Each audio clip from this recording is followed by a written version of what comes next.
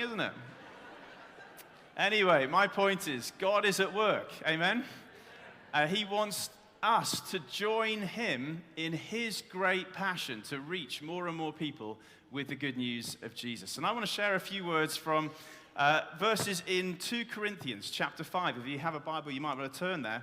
2 Corinthians chapter 5 captures God's passion and message for Wales, for the lost, for those who need salvation, and our role in sharing it as Christ's ambassadors. 2 Corinthians 5, reading from verse 14, Paul says, "For Christ's love compels us, because we are convinced that one died for all, and therefore all died. And he died for all, that those who live should no longer live for themselves, but for him who died for them and was raised again. So from now on, we regard no one from a worldly point of view. Though we once regarded Christ in this way, we do so no longer.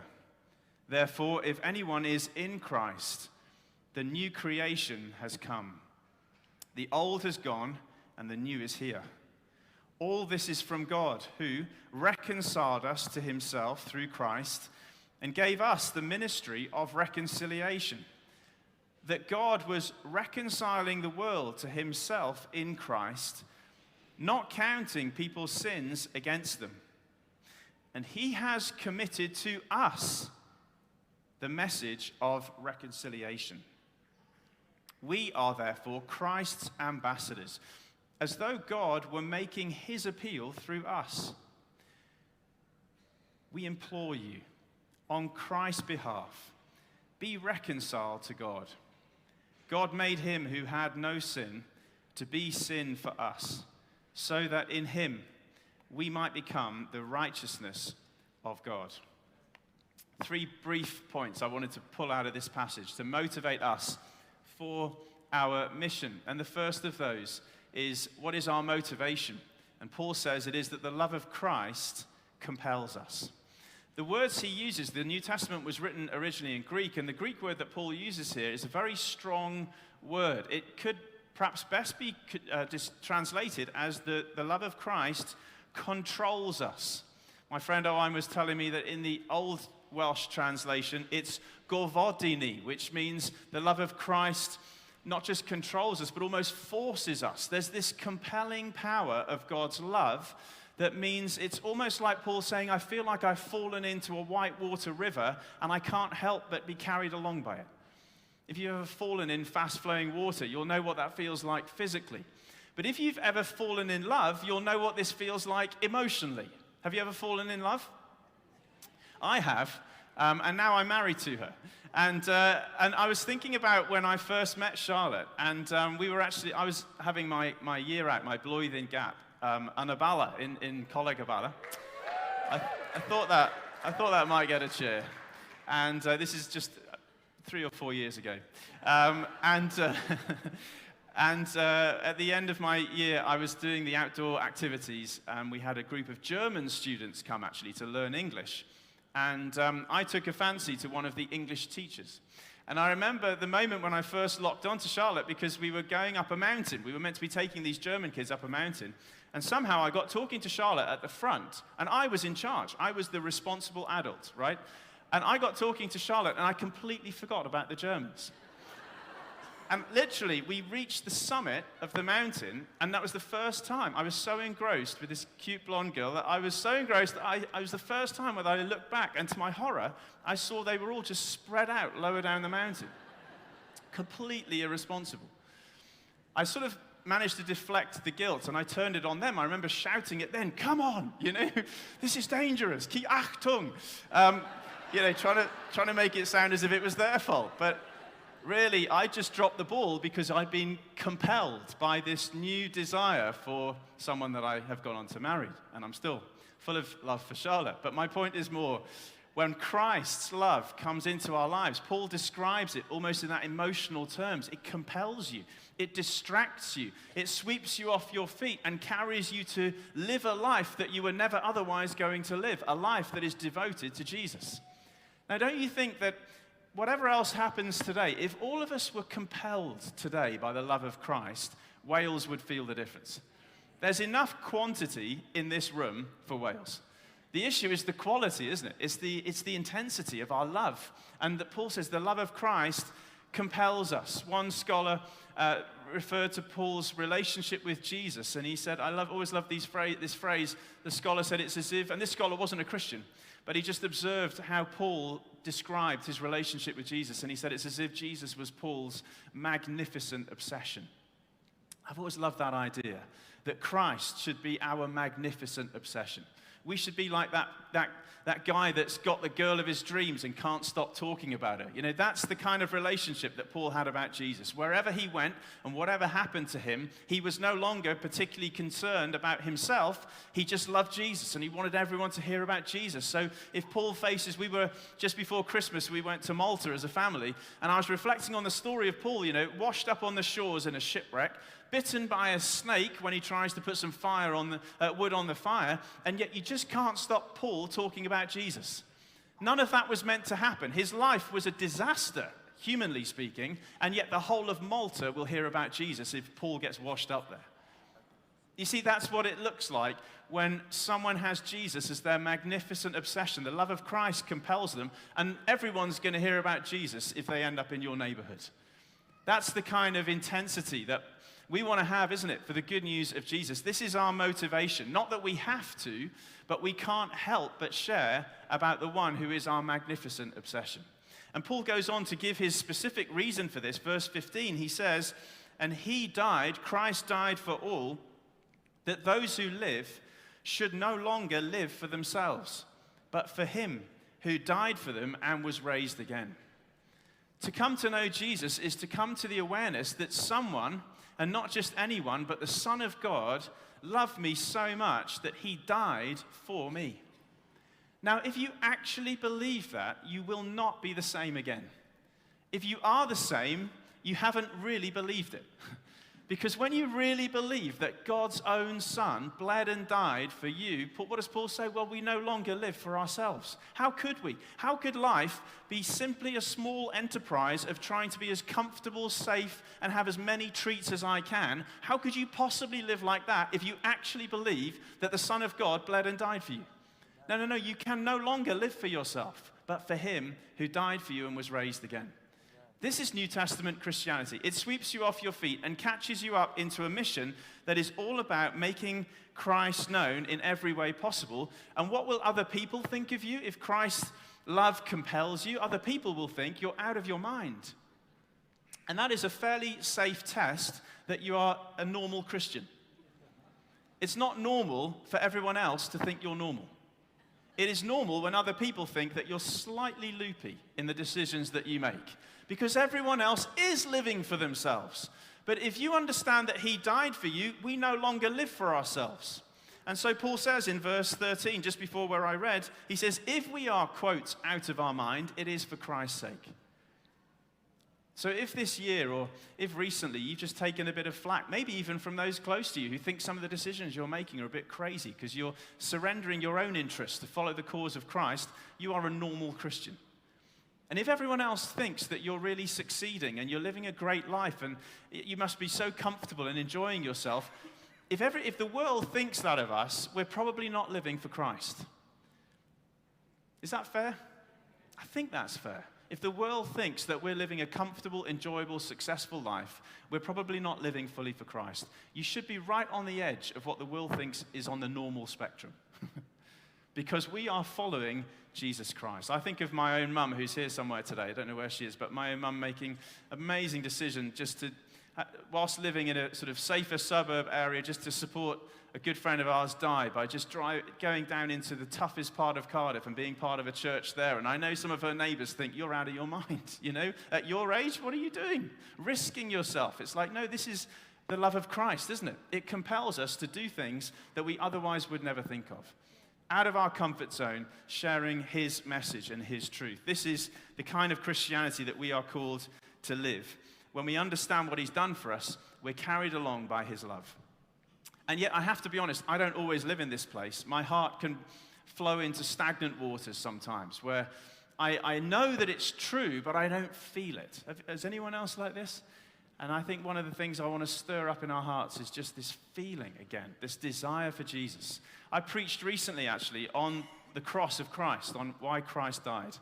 And I managed to do the whole preparation and sermon, and if I'm very honest, I don't think I really felt it. I think it was a good message, but sadly, I think all I was really concerned about was that other people thought that I'd preached a good message, which is a fairly low bar, isn't it, if you're preaching about the Son of God being crucified for the world. Who cares what people think about Andrew Ollerton or anyone else? We don't live for ourselves. And I remember reaching the end of the sermon thinking, I hope people thought that was a good message. And then the final song was When I Survey the Wondrous Cross. And when we reached that, I think it may be the second or third verse, forbid it, Lord, that I should boast, save in the death of Christ my God, all these vain things that charm me most, I sacrificed them to his blood. It was then, finally, that I felt it. That I felt the wonder of his love. That I felt humbled by my own pride. And once again said, Jesus, take all of me. My life is no longer to be lived for myself, but for you. Amen? If your heart is in slightly stagnant waters, may you come to fresh motivation today. Forbid it, Lord, that we should boast. Forbid it, Lord, that precisely at the moment where Wales it seems increasingly open to the gospel, we should just be obsessed with our own self-interests. Forbid it, Lord, that where people are seeking salvation, we're off feathering our nests. Forbid it, Lord. May our love for Jesus reflect his love for us. The love of Christ compels us. That's the first thing, our motivation. The second thing is, what is our message? And Paul sums this up beautifully in verse 20. Be reconciled to God. Isn't there a sublime simplicity about that phrase?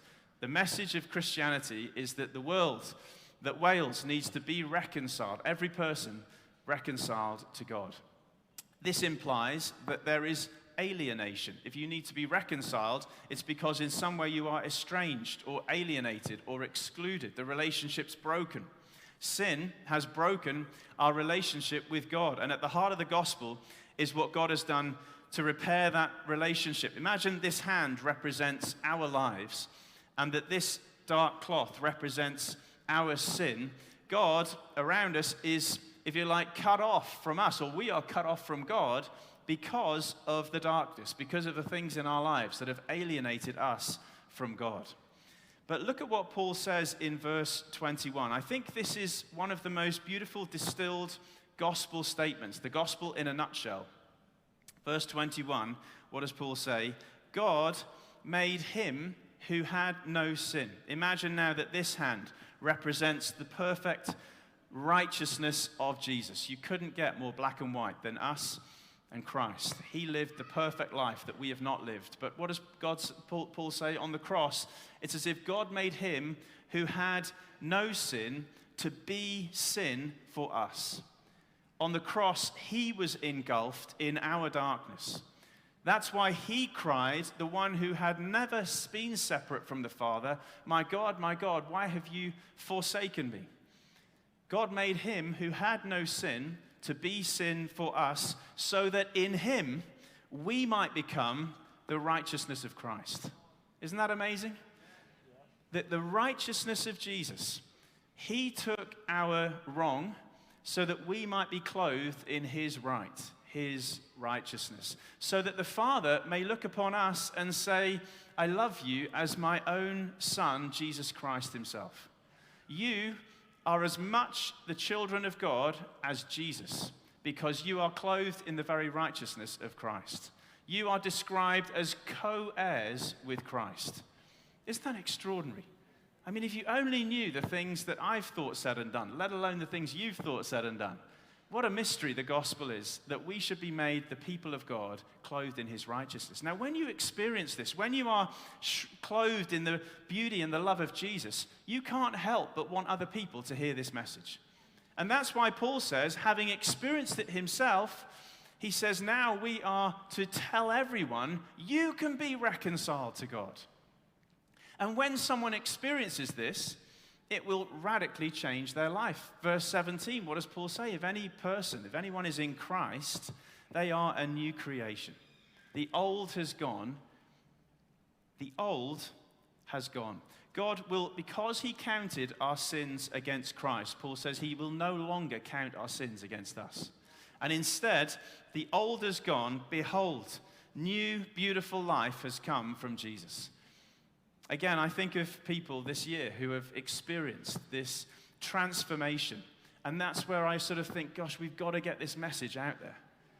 People actually want to know about this. There is a desperation to know, can my life change? Is there hope and peace and meaning for me? And we have a message, be reconciled to God. When Tom experienced the love of God, the peace of God, that was the breakthrough. Not an intellectual argument, but the blanket of the Holy Spirit descending on his life. Isn't that a beautiful thing? Be reconciled to God is not it's not rocket science. It's a message that everyone in Wales needs to hear. That is our motivation. The love of Christ compels us. Our message, be reconciled to God. But finally, what is our mission? Paul defines this beautifully for us. Our mission is simply this: we are Christ's ambassadors. Christ's ambassadors, his representatives. A few years ago, we went to Geneva as a family because one of Charlotte's relatives was working for the US Embassy in Geneva. And it was interesting talking to Laura, who was chief of staff at the embassy, about her training and her experience of working in this embassy. And basically, the idea is that you represent America, and specifically the President of America, on foreign soil. So all of your technology, your clothes, your kit will be American. You will sing the American national anthem once a day. You will be reminding yourself the whole time who you represent. And here was the interesting bit of training. She said, and then as you speak to externals, you are to, they literally train you to speak as if the President of the US was standing next to you as you speak to them. What a privilege to be, I was going to say, pretending, what a privilege to be a US ambassador. I don't know whether you would find it that way, but I just wanted to slightly twist that around and say, actually, you are Christ's ambassador. You are to live and speak as though Christ, Paul says, was making his appeal through you. Isn't that incredible? That God loves Wales, and he wants to reach every person in Wales, but he's decided that he will do it through us. He will work so that your voice will be the voice of Jesus. Your actions will be the actions of Jesus to the community and the people around. When you wake up in the morning, whatever your pay grade, whatever your job, you are an ambassador of the King of Kings. Isn't that an extraordinary privilege? And yet it's so easy to live as if our lives are relatively insignificant. Well, they would be if we were living for ourselves. But we have died to living for ourselves. One of the first verses that I learned when I was taking God seriously in my late teenage years, I remember on the coach going to school and beginning to memorize verses. And the first verse that I ever learned was Galatians 2, verse 20. I have been crucified with Christ. It is no longer I that live, but Christ who lives in me. The life I live in the body, I live by faith in the Son of God who loved me and gave himself for me. Can you imagine if all of us woke up in the morning and actually believed that stuff and went out and lived it? Do you not think Wales would feel the impact of that? This is not rocket science. This is that we are called to a mission where we are Christ's ambassadors as though God was making his appeal through us. We implore you, on Christ's behalf, be reconciled to God. I wanted just to finish with a kind of imagine if. Imagine if we all did that. Imagine if we made the kind of decisions that you would make if you really believed that the Son of God bled and died for you. I have been crucified with Christ. You see, we know that Christ was crucified for us, absolutely. But do you know that you were crucified with Christ? That the old self has been put to death, and we should no longer live for that old self, but for him who was raised for us. Imagine if we lived that way. I was thinking about the way that my father, who would be so delighted, by the way, to see what Canterbury have put on today and what this represents. And I was thinking about how he finished his book, New Mission to Wales. I think there's a few copies of this available. And he had a kind of imagine if moment. And one of the things he says is, imagine if we all renew our commitment to the gospel of Jesus Christ and our determination to make it known. People today need reconciliation with a holy God. They need forgiveness through Jesus' death and resurrection, and we have this message. Imagine if we look out to adjacent communities and areas even farther afield where there is no living expression of church and mission. People in these areas will not hear or see the good news unless we go and tell them. Imagine if we did. This is our motivation. The love of Christ compels us. He is our magnificent obsession. This is our message. Be reconciled to God. And this is our mission. We, you, are Christ's ambassadors. It is as if God is going to make his appeal to many more people through you. And if you want to say, I'm in on that. Jesus Christ, I die to myself. I come out of the stagnant waters. If you felt a little bit like your heart has grown cold and become a bit stagnant, I come out of the stagnant waters. I want to be swept up in the river again of the compelling love of Jesus. And I want to put my life on the line. I'm not going to play it safe. And I'm not going to raise kids who seem to think that the only ambition we have in life is to be safe, comfortable, and have as many treats as we can. No. We're going to be on mission for Jesus. We're going to give all we have to his cause. I'd love to just pray for us. Stand with me if you think that's me. I'm in. And I want to pray, and then we're going to worship together. Don't feel any pressure, but I'm sure many of us feel the love of Christ is getting us to our feet now. So come, Holy Spirit. Come, Holy Spirit, and set our hearts ablaze with the love of Jesus.